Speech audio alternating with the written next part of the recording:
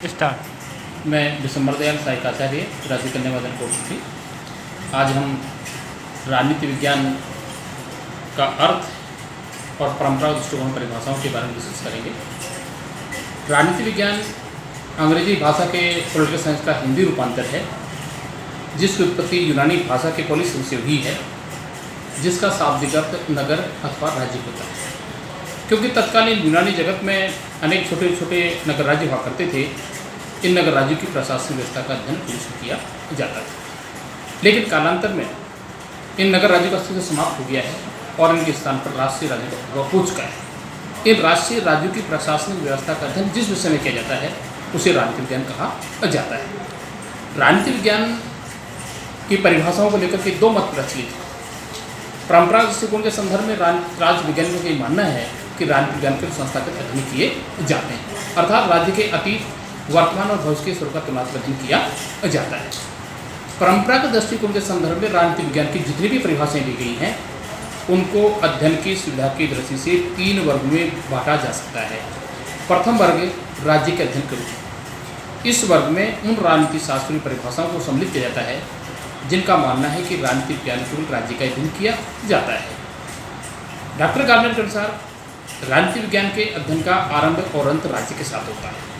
ब्लेंडसली के अनुसार राजनीति विज्ञान वह विज्ञान है जिसका संबंध राज्य से है और जो यह समझने का प्रयास करता है कि राज्य के आधार तत्व क्या हैं, उसकी उत्पत्ति कैसे हुई है, उसका आवश्यक स्वरूप क्या है और किन विविध स्वरूपों में उसकी अभिव्यक्ति होती है। दूसरे वर्ग में सरकार के अध्ययन के रूप में। इस वर्ग में राज्यशास्त्रीय परिभाषाओं को सम्मिलित किया जाता है जिनका मानना है कि राजनीतिक विज्ञान में राज्य का अध्ययन नहीं किया जाता है बल्कि सरकार का अध्ययन किया जाता है। उनका मानना है कि राज्य का मूल संस्था होती है, अर्थात राज्य का कोई निश्चित स्वरूप नहीं होता है, जबकि सरकार का एक निश्चित स्वरूप होता है।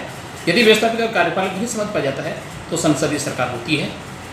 शासन की शक्तियाँ यदि केंद्रीय सरकार निहित कर जाती हैं तो एकात्मक सरकार होती है। अगर शासन शक्ति एक ही व्यक्ति के हाथ निहित होती हैं तो उसे राजतंत्रात्मक या राजा महाराजा का शासक कहलाता है। दूसरी उनका आपत्ति यह है कि राज्य की जो क्रियात्मक अभिव्यक्ति होती है वह सरकार के द्वारा होती है।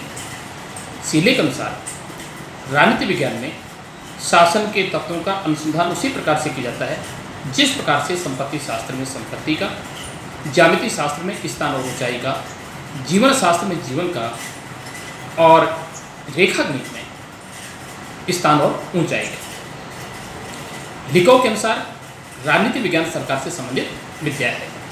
तीसरे वर्ग में उन विद्वान परिभाषाओं को रखा जाता है जिनका मानना है कि राजनीति विज्ञान में न केवल राज्य का अध्ययन किया जाता है और न केवल सरकार का अध्ययन किया जाता है बल्कि राज्य और सरकार दोनों का अध्ययन किया जाता है, क्योंकि राज्य के बिना सरकार का अस्तित्व नहीं हो सकता है, अर्थात राज्य की क्रियात्मक अभिव्यक्ति सरकार के प्रभाव में नहीं हो सकती है।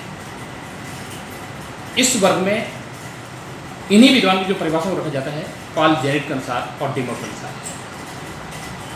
पॉल जेनेट के अनुसार राजनीति विज्ञान में राज्य के आधार और शासन के सिद्धांतों पर विचार किया जाता है। डिमो के अनुसार राजनीति विज्ञान समाज विज्ञान का वह भाग है जिसमें राज्य और शासन की सामान्य समस्याओं पर अध्ययन किया जाता है। उपयुक्त परिभाषाओं के आधार पर यह कहा जा सकता है कि परंपरा दृष्टिकोण के अनुसार राजनीति विज्ञान में केवल राज्य के अतीत, वर्तमान और भविष्य के ही स्वरूप का तुलनात्मक अध्ययन किया जाता है, अर्थात राजनीति विज्ञान के संस्था के अध्ययन किए जाते हैं। राज्य का उद्भव कैसे हुआ है, उसकी उत्पत्ति कैसे हुई है, उसका विकास कैसे हुआ, इन्हीं बातों के संदर्भ में राजनीति विज्ञान में अध्ययन किए जाते हैं, अर्थात व्यक्ति के राजनीतिक व्यवहार के अध्ययन को राजनीति विज्ञान में सम्मिलित नहीं किया जाता है।